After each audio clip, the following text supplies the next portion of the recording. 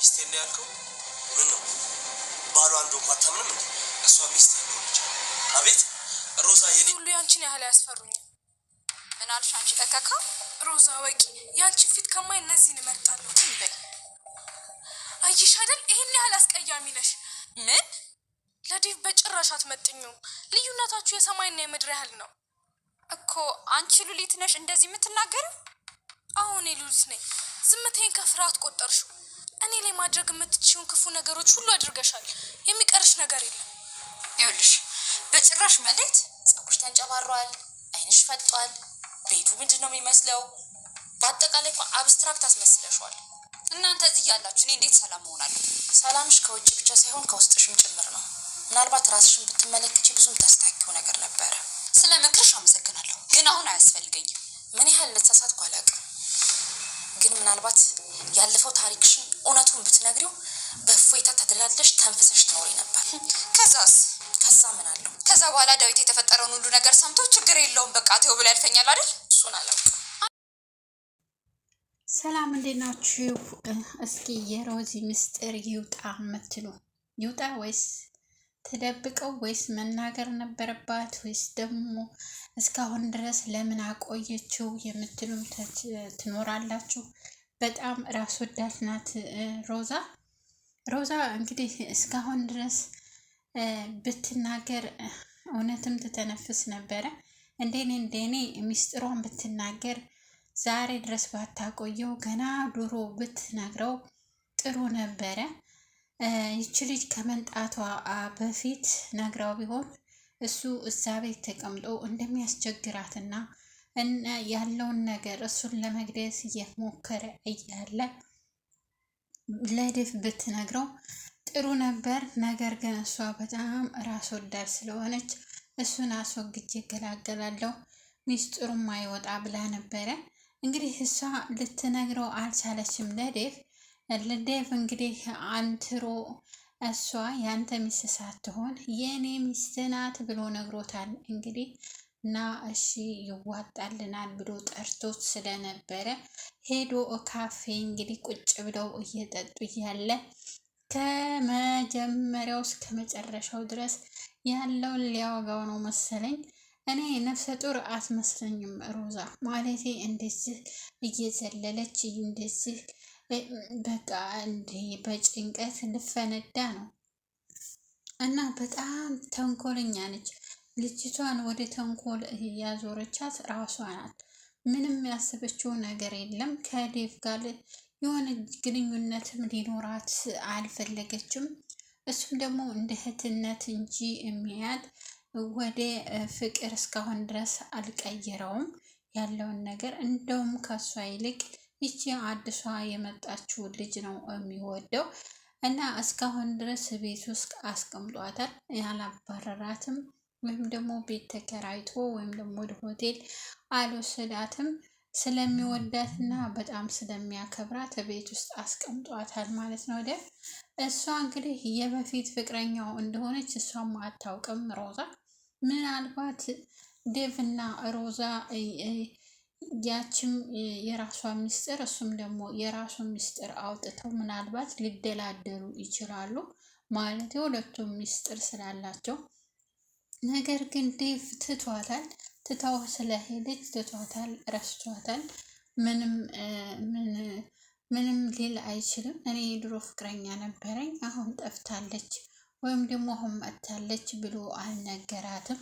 እሷም ደግሞ የድሮ ባሌ ነበረ እስከ ዛሬ ድረስ ቤት ውስጥ አብሮን ይኖር ነበረ፣ አንተንም ደግሞ ለግድያ ሙከራ አድርጎ ነበረ አላለችውም ማለት ነው። እስካሁን ድረስ ማቆየቷ ሚስጥሩን ደብቃ በጣም ሊያናድደው ይችላል ዴቭ። ግን ደግሞ በዛውም ልክ ደግሞ እሱ ዋሽቷታል ማለት የድሮ ፍቅረኛውን ወዳጅ ነች ብሎ ጓደኞች ነች ብሎ ቤት ውስጥ ማንጣቱ በጣም ተገቢ አልነበረም።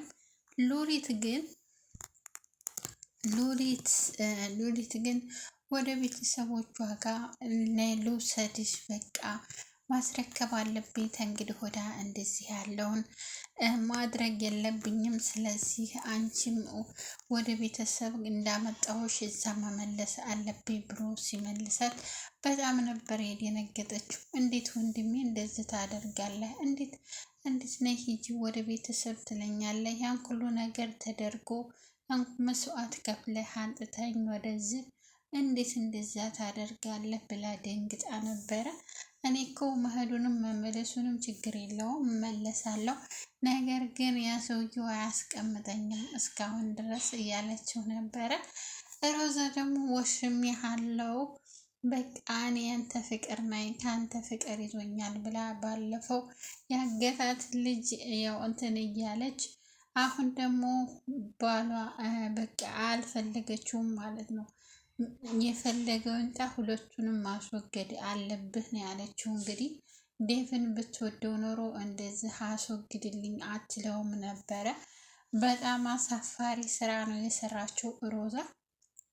በእውነት ባሏን ወዳው ቢሆን ልጅ በሆዷ ኑሮ ቢሆን እረ የልጅ አባት እንዴት ለብቻው ያርጋል ልጄ ትል ነበረ። ነገር ግን ዴቭ ከዚህ ተስፋ አናት ላይ ከወረደ የእሱን ንብረት ቤቱ ሁሉንም ነገር ተቆጣጥራ እንደ ልቧ ትኖር ነበር። ለምን ያው ሚስቱ ስለሆነች የእሱ ንብረት እንዳለ ወደ እሷ ይተላለፍ ነበረ። እሷ ነበረ የምትቆጣጠረው። ሁለቱንም ሴቶች ከቤት ታስወጣቸው ነበረ። ነገር ግን ባንቴሮ ጠይቆ ወደ ገጠር ሄደዋል ሲሉት በጣም አደጋ ላይ ናቸው ብሎ እየደወለ ነበረ። እሱም ደግሞ ሄዶ ለማዳን ፈልጎ ነበር ማለት ነው። ምንም ሳይሆኑ ተመልሰው መጥተዋል። ነገር ግን ዴቭ መጀመሪያ ተዘጋጅቶበት ስለነበረ ፖሊሶች አስከትሎ ነው የሄደው ማለት ነው። እንግዲህ ልጁ በጣም ደስ ብሎት ነበረ። አለቄን አስደስተዋለሁ ሙሽራውን ሰጠውና ስለዚህ በጣም ደስ ይላል ብሎ ከሮዛ ጋር ተመካክረው ሄደው ነበረ። እሱም ደግሞ በጣም ደስ ብሏት ነበረ። ሁለቱንም ለማስወገድ ስለፈለገች በጣም ጨካኝና አረመኔ ነች። እንደዚህ የገዛ ባሏን ገና ለገናው ለገንዘብ ብላ ይሄን ያህል መስዋዕት መክፈል ጥሩ አልነበረም።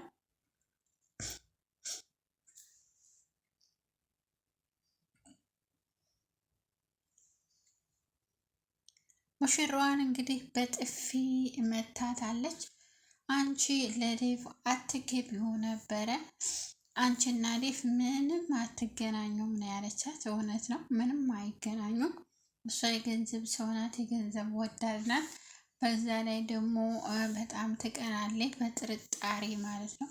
የሆን ገና ይችን ለምን አመጣት? እሷን ቤት ያስቀምጣን ነው እኔን አባሮ ከቤት ሊያስወጣኝ ነው። ይህን ሁሉ የምታደርገው ከኋላዋ ሚስጥር ስላለ ብቻ ነው። ያን ሚስጥር ከወጣ እሷ ትቀመጣለች፣ እኔ ከቤት እወጣለሁ የሚል ሀሳብ በጭንቅላቷ ስላደረ የሚመጡት ሴቶች ሁሉ እሱን ለመያዝ እና እሱን አግብተው ለመቀመጥ ነው ማለት ነው።